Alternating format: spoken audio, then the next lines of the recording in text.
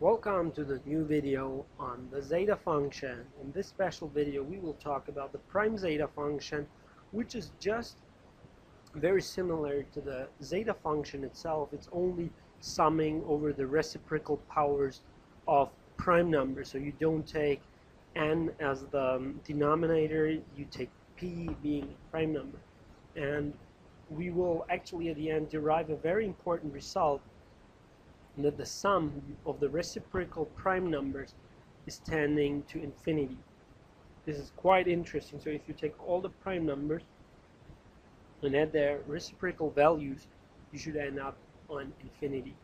What is important to mention here, that if you take the same thing, the reciprocal values of square numbers, and add them up together, you will end up at a very specific value, which is pi squared over 6. I will prove that in the upcoming videos. And what this states is that the density of prime numbers is higher than the density of square numbers, or in other words, there are more prime numbers than square numbers. Sounds strange because we know there are infinitely many prime numbers and infinitely many square numbers, but still, if you compare them both, then there are less square numbers than prime numbers. Okay, let's look how we can derive these results. Our starting point is again the Euler representation of the zeta function. What we do is we take the logarithm of it, and we use a little law of logarithms, that the logarithm of a product is equal to the sum over the logarithms. Okay, so if you only have a product of two numbers, let's say a and b, and you take the logarithm of it, so logarithm of a multiplied with b, and this is equal to the logarithm of a plus the logarithm of b. This is the rule we want to do for this product, and we get the sum over all the primes. Instead of taking the product, we take the sum over all the primes and have the logarithm here, 1 over 1 minus p to the s. And now what I'm using is the Taylor expansion for the logarithm. Okay, actually I'm using the Taylor expansion of the logarithm of 1 minus x. Okay, they are strongly related to each other, and you will understand why we are doing that. And if you want to see a derivation of the Taylor series of the logarithm power series, then watch my videos. It's in the playlist about power series or Taylor expansion or Taylor series. Just look it up and you will see how to derive that. Now if you look that up, you will see that the logarithm of 1 over 1 minus x can be rewritten. This is just using a logarithm rule as minus log of 1 minus x. This is just because this can be written as 1 minus x in brackets to the minus 1, and the logarithm has a power rule that you can take the powers and write it in front of it, and this is what we did.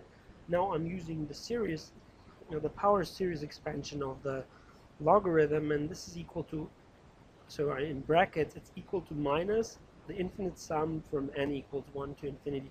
Very important that the absolute value of this x has to be smaller than 1. Okay, and actually we will see that one could derive it. I won't do that actually here, because it's pretty simple. You take the absolute value of that and look what is the value of this, and you will see it's actually always smaller than 1. Okay, it doesn't matter what you do. Only for s equals 1 you will get, or s equals 0 maybe you will get a 1. Okay, now let's just have a look at it. We have this minus and minus the sum. This is just the Taylor expansion. This minus and this minus will cancel out. What we will actually do is we will plug in this sum into this expression, because we know they are equal to each other. Okay, this is where what we found out about the logarithm function, and we will plug this into this equation. We will get this. Very importantly, the x is here p to the minus s. So where x is written, we have to write p to the minus s, and we are first summing over the prime numbers, then summing over n equals 1 to infinity. Okay, now this is pretty interesting. Well, I just took this n and multiplied this in just to have it more compact. What we will now do is we will split up the sum into two parts. Okay, it's a very easy thing. First, if you look at the sum, actually what this is giving you, it's if we plug in 1, we have p to the minus s over 1. Then you get p to the minus 2s over 2, and so forth. And we are only taking the first part, the part which we get for n equals 1. Okay? And we are just splitting the sum into this first part, which is p to the minus s, and the rest sum. And we still have to sum over all the prime numbers. What you see here on the front picture, I already had that function for s equals 1, so 1 over p, which is the sum of the reciprocal prime numbers. So, and this function is called the Prime-Zeta-Function. It's very logical that we use the name Prime-Zeta-Function, because it's not the full zeta function but only over the prime numbers. On the right hand side we have this body. Okay, in order to derive the last thing that we need, which is actually the density of the prime numbers, that it's infinity, what we want to do is, we know that the left hand side is going to infinity. We learned that because it will give you the harmonic series. It's zeta of 1. Watch my videos and you will see that. This is going to infinity. And actually I told you already this has to be infinity too, so this has to have a magnitude which is smaller than some number. Okay, and we want to find out that magnitude, but in order to do that I interchange the sum signs. Okay, I just take this out and this in. Okay, and then I'm doing a little thing. So the first part isn't changed at all. Now we have changed the sums, and you know, if we would have changed the sums, then you see that n is not depending on p, so we can just draw it out. Okay, and then we have the sum from n equals 2. You might ask, why does it start at n equals 2? Because we took the n equals 1 case on the left hand side. Okay, remember that. So we have 1 over n multiplied with this sum over the prime numbers, 1 over p to the s. Now you see that these functions seem to be related. This is the Prime-Zeta function in s, and this is the Prime-Zeta function in n multiplied with s. Okay, it's like scaling the function. Okay, now written in this way, we can now start off and look at this expression. What does this mean? What is this? Okay, in order to find that out, we want to take the absolute value of this part. Taking the absolute value of a sum, or better, you take a sum and then take the absolute value, is always smaller or equal than taking the absolute values of all the factors and then adding them. It's a very logical thing and very fundamental thing to notice. Okay, now what will happen next is I can say that this is actually, it would be absolute value of 1 over the absolute value of p to the s, and we know the absolute value of 1 is 1. Didn't change anything. Now the absolute value of p to the Sn can be rewritten. In order to understand it better, we will rewrite s, the complex variable. We are talking about a complex variable. We rewrite this as a sum of x plus iy. This is just a little notation thing that we separated into real part and imaginary part, and then we can work a little more on that. Okay, so just the next step, I just multiplied this in. Okay, I expanded this. It's x multiplied with n, iyn. Okay, now what we do in the next step here, you can see I'm breaking up this into product of 2 powers, because this is an exponential law which I will be using. It's p to the xn multiplied with p to the iy. This is just the rule for exponentials. Then I can, if I have a product and take the absolute value, it's equal to just taking all factors and their absolute values and then multiply them, and we are doing that. So we have the absolute value of p to the xn. Now we will see that actually this is clear that this is a positive number. We don't have to write the absolute values, it's just redundant. Then we have p to the IYN. Okay, we do the same trick as for the convergence of the zeta function. We introduce here an exponential. Okay, e to the logarithm of p to the IYN. So the IYN would be here above.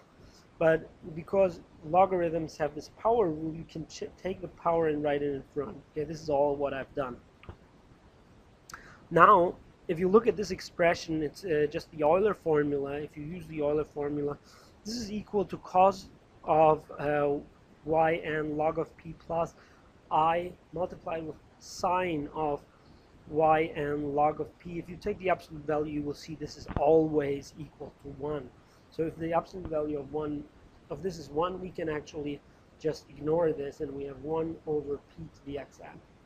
Okay, what we found out is very similar result to the zeta function. We found out that if you take the absolute value of the Prime-Zeta-Function for s equals Sn, then it's the same as if you take only a real part of x, because the imaginary part has an absolute value of 1. Okay? Now this is cool, because this is a real function. We can do all the stuff that we want also. Real power sum. Not power sum, but actually sum. Sorry. So what we do in the next step is we want to go ahead and just take other boundaries. First of all, we see that 1 over pxn, we know that x has to be greater than 1, and if you make x greater than 1, this value will become smaller and smaller and smaller. So we take it as the upper bound as 1 over p to the n. Okay, we found an upper bound. Okay, this side is always smaller or equal. It will be equal for x equals 1, which we are actually not allowed to put in, because we know that the zeta function only converged for, so the representation that we used only converged for x greater than 1. Okay. Now in the next step I will do another thing, because what we have now written is the reciprocal powers of prime numbers. Okay, and the power is n. We will do a little trick and say, wow, let's look at this. This sum has to be smaller than just taking all the integer numbers to the nth power and adding their reciprocals. Okay, this is very easy to understand, because the prime numbers are just a part of this, and if we take more, we are greater or equal. So now, why did I do this? Because with this sum, which is a pretty easy sum actually, it doesn't have complex numbers, it doesn't even have an x in it, it's only n, which is a fixed number, and only k, we are summing over k's. And what we are doing now is we will be using the integral to estimate this body.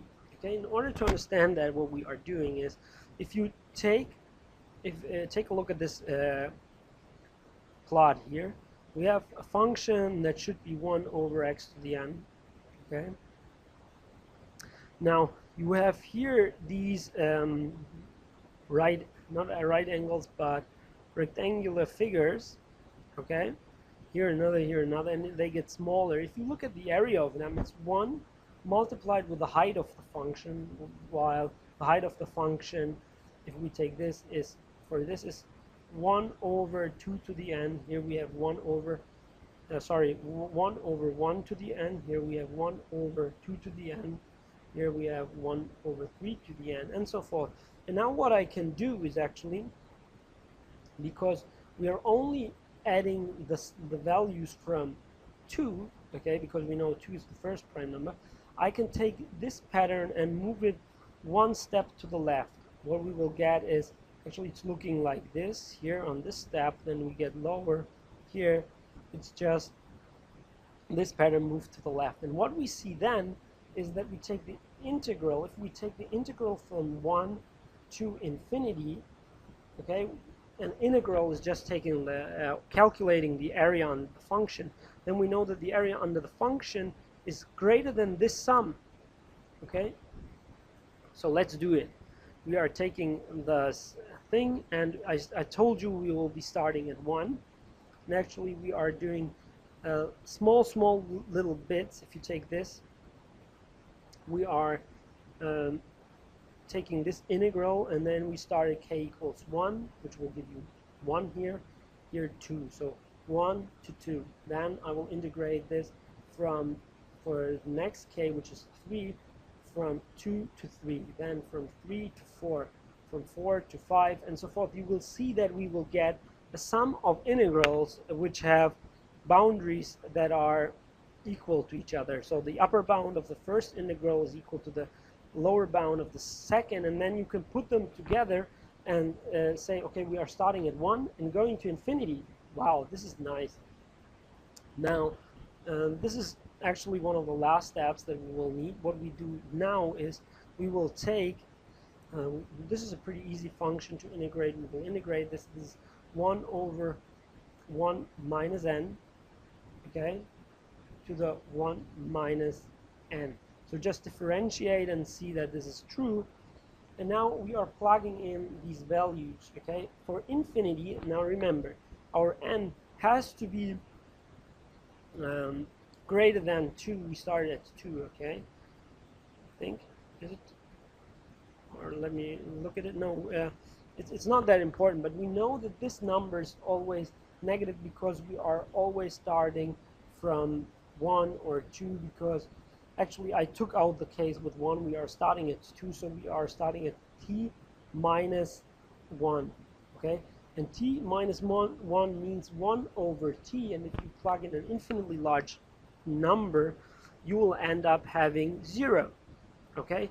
And as our n value is getting bigger and bigger, we get always zeros, okay? It doesn't matter which n we choose. We are n for greater than 2, and we always get 0. Now let's look at the lower bound. If we plug in the lower bound, we have 1, 2 something. This will always give you 1. And now we have minus 1 over 1 minus n. We take the minus and write it down, so we have n minus 1, and this explains why we have this. Okay? Now, this was a lot of stuff that we did, but what we found out is that this strange looking prime-zeta function of Sn is smaller or equal to 1 divided with n minus 1. So let's plug it back into the thing where we were. I'm actually calculating the absolute value of 1 over n and this strange looking sum. I have this stuff and so forth. So this was the first step, taking the absolute values of 1 over n, then the absolute value of this. Then we found out that this is actually smaller than 1 over n minus 1. Now this sum can be evaluated. It's a pretty easy thing. You can just do a partial fractioning for that. Actually, let me think about it. What will it be? It will be, I think it will be 1 over n minus 1 minus 1 over n. Okay? So if you bring in the same denominator, you will have exactly. This is what I think. So you can break this up into 1 over n minus 1 minus 1 over n. So a difference. And then you will see that the difference will just tell us, this is called a telescope sum, because the one part is canceling with the second part of the sum. Just write it down. Maybe you will see this as a telescope, and write down the sum, and you will see you should have an upper boundary of 1 or equal to 1. Okay? Now, this sounds nice and good, but why is this so important? Why did I waste your time and teach you all this stuff? Okay, now let's look at our starting point. Not our starting point, but our first result. We found out that the logarithm of the zeta function is equal to the prime zeta function for s, and added this sum with, here again, the prime zeta function, but not for s, but n multiplied with s. Okay.